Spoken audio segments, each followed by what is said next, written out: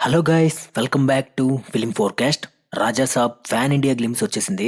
ఈ fan India glimpse తో fans అందరికి పండగే, అందులో నో డౌట్. ఈ గ్లిమ్స్ తో రెండు విషయాలు చెప్పారు. నాకున్న ఒక డౌట్ కూడా క్లియర్ చేశారు. ఈ రెండు విషయాల్లో ఒకటి ఏంటంటే, ఈ cinema release date next year April 10th అని కన్ఫర్మ్ చేశారు. మారకుండా ఉంటే బాగుంటుంది అని నా ఆశ.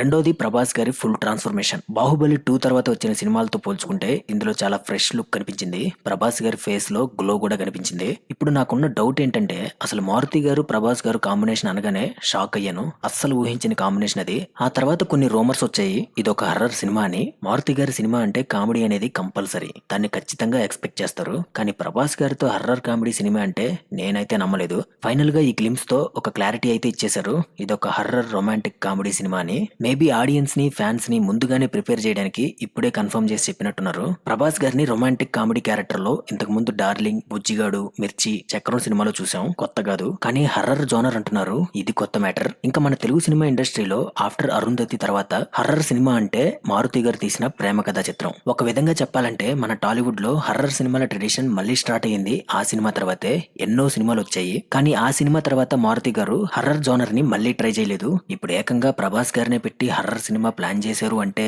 పెద్ద ప్లానే. మరి చూడాలి ఏం ప్లాన్ చేశారో, ఎలా ప్లాన్ చేశారో, ఆ ప్లాన్ సక్సెస్ అవుతుందో లేదో.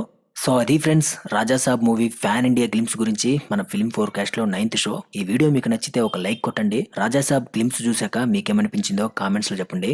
నెక్స్ట్ షోలో ఇంకో మంచి కాన్సెప్ట్ తో వచ్చేస్తాను. Until then, take care, see you all later, bye.